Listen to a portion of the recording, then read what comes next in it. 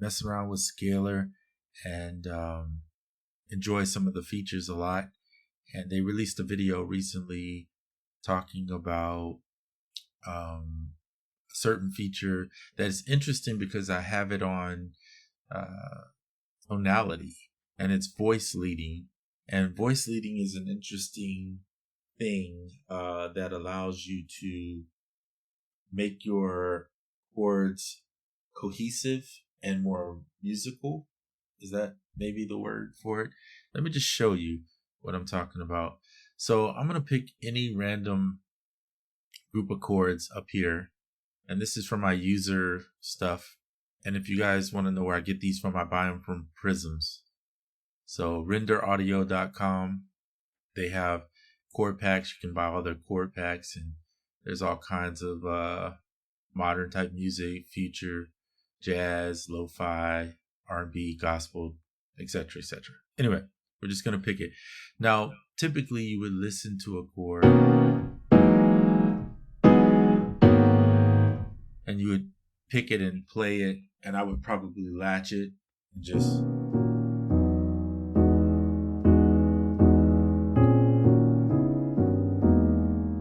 but what you're doing is you're just playing the chord as it is, right?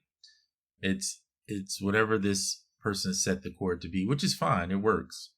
So let's say I want to get something that sounds a little more cohesive to me, but I'm just going to pick random chords. Now, again, you wouldn't typically do this, but I'm just going to do it. So I'm not doing that. And then I'm going to use that as the last chord. It doesn't matter.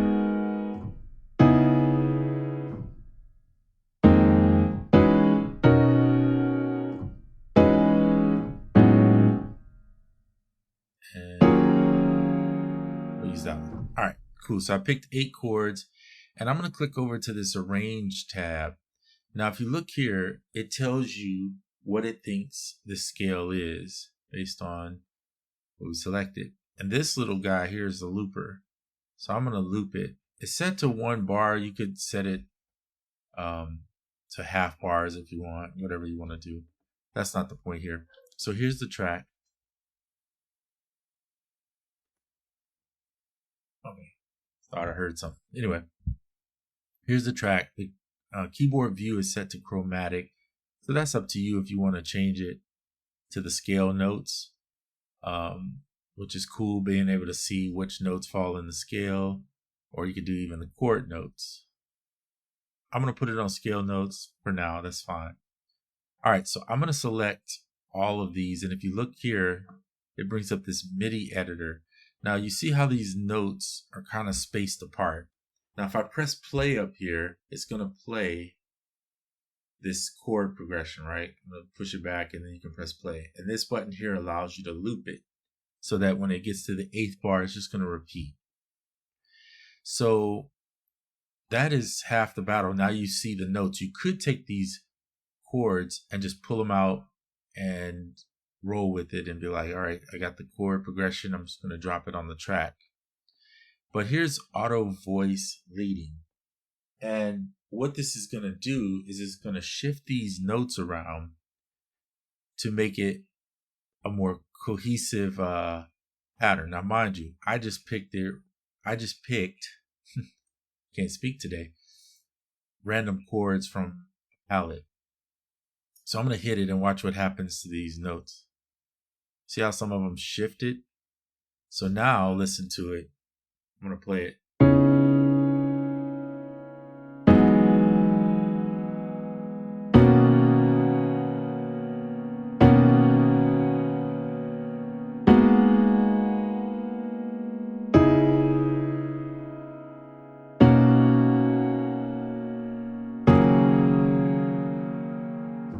So it sounds a little more cohesive. Now there's more to it that you can do. Of course, you can do click on these bottoms down here and reverse or use the inverts.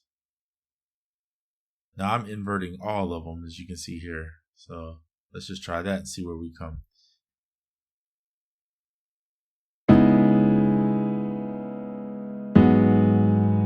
like that a little bit better.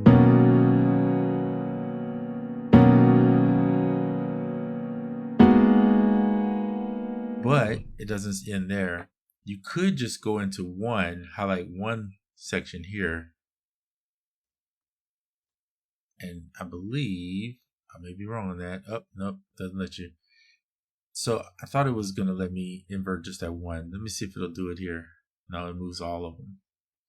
Okay, so that may be something that is possible, but I'm not sure. I'm going to say on that one for the purpose of, but if you want to add a note, you can draw in a note for sure.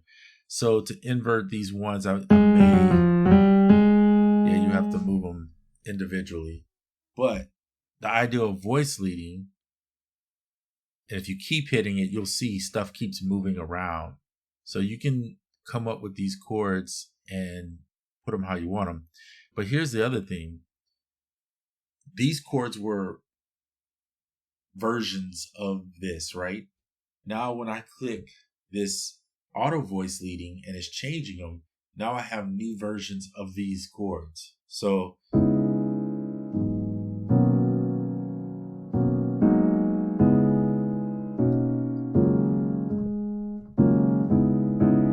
you see these yellow ones down here? This is the actual chord. So we lock this scale by clicking this button here.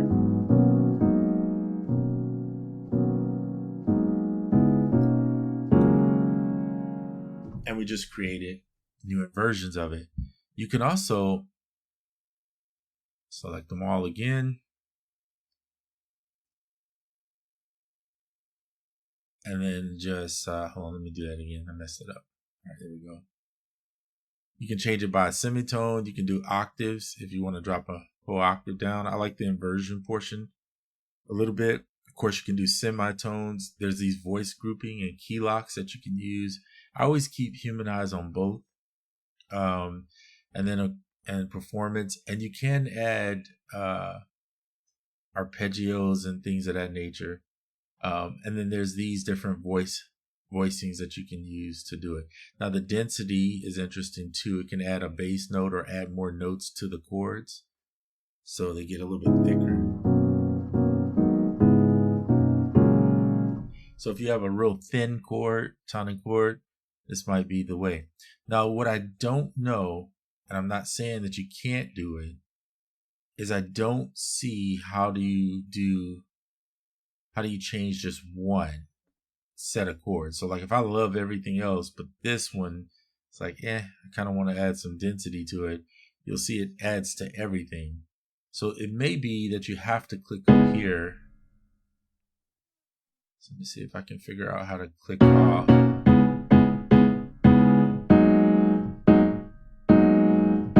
This is this one chord right here, right? Should be this one. But I don't think, again, it moves the whole thing versus just inverting that one. So I'm not sure on how to do just that. Let me see, maybe if you move the looper, I'm just gonna try this. Now you notice if you move a note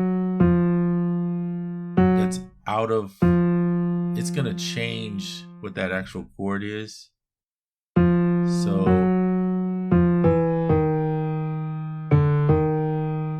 let's try that one.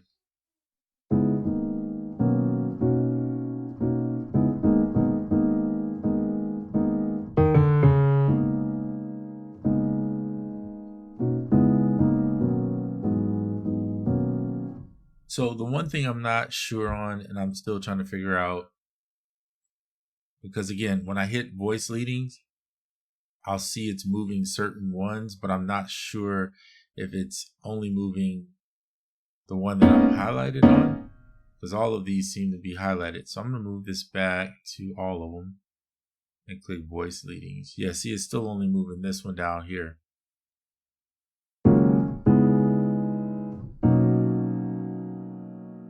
Which is that note or that chord there. So this is a really cool feature. And again, this is in Tonality. I've shown it in other videos that you can use on iOS. where you can change the voice leadings. It'll try to give you one or two versions of what it thinks fits or is a nice accompaniment to that chord. In tonality, you can do each chord individually. I'm not 100% sure here.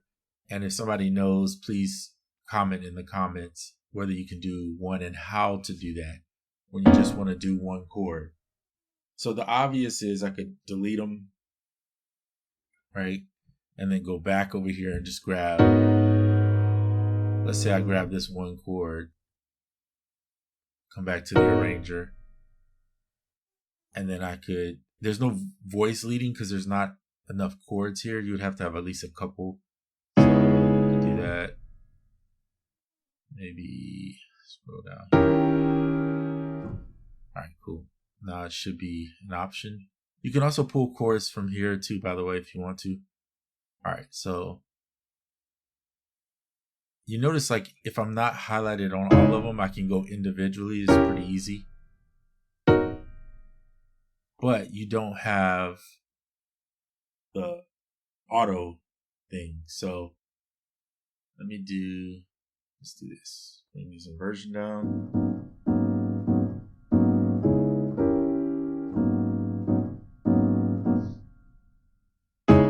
Let's do this one. Invert it a few.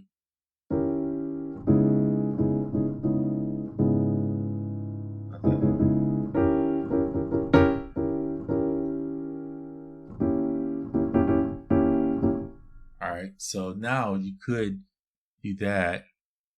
Let me see if I can repeat this chord. That would be cool. It would be cool if I could just, like I can delete, I can edit, but I would love to be able to just duplicate it real quick. So I'm not sure. Let's see, Control C. No, doesn't work that way. So it looks like I would have to go back and throw another one in. Okay, so now we have all these chords. Now I just, again, highlight them. You can see them all. Put the loop on because that's what I want it to be. Change your BPM if you want to do that in the track. And now I have them. When you have enough chords, and I think you can do this with 3, but I'm going to say now you can hit the voice leadings and you'll see it kind of brings these chords. So you have, so the changes aren't so drastic when you move through it. So now if you hit play,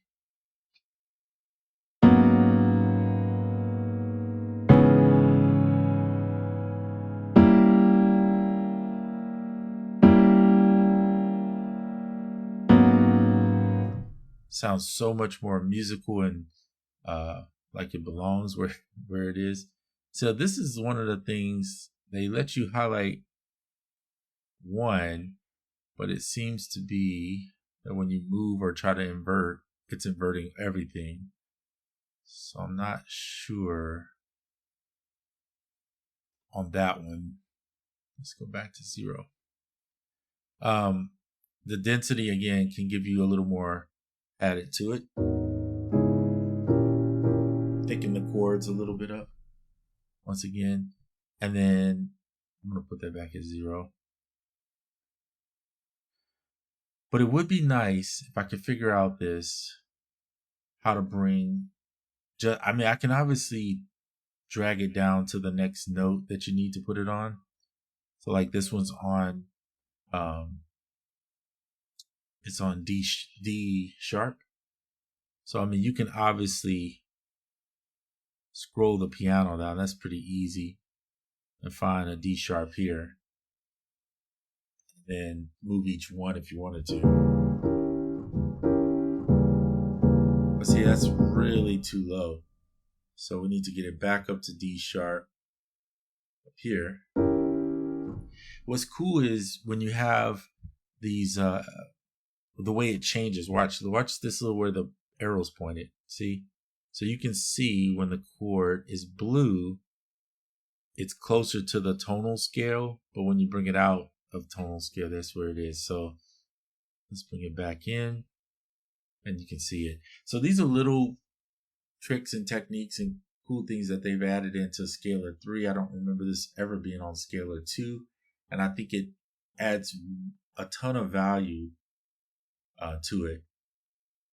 And I've talked about this before too. You can go none or just dynamic, and it gives you some different voice groupings.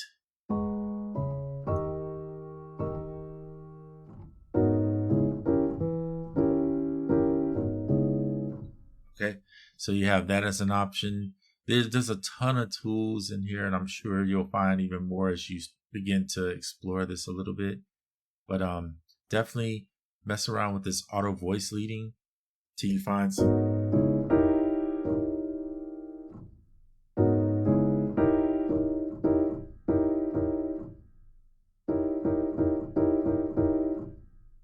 So I like that the way it was more than I do that one. So let's do that. Yeah.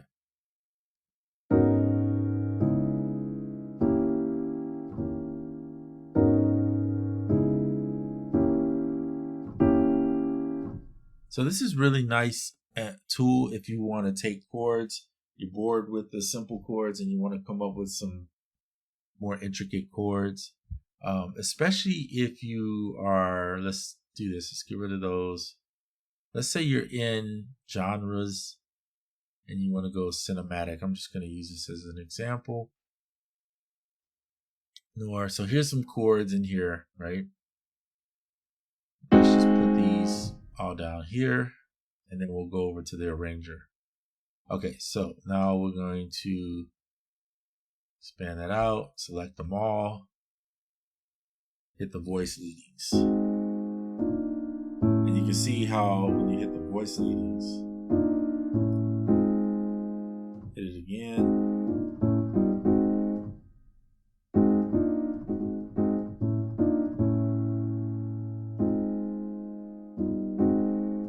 So this is just one. You can literally take chords from any place on here. So if you want to go to Circle of Fists, you click this chord, now you see a bunch of variations of it.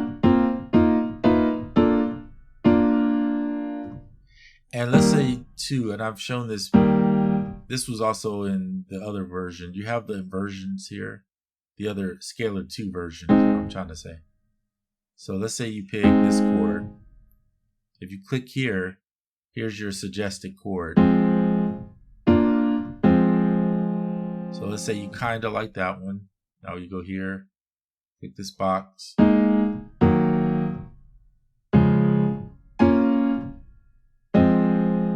That'll work.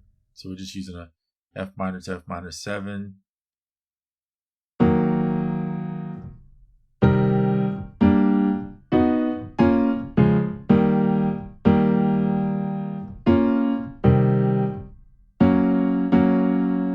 I'm just going to pick something. Okay, so we're using the tonal. So now we're there. We go back to the arranger, same principle. Pick them all. Auto voice leading.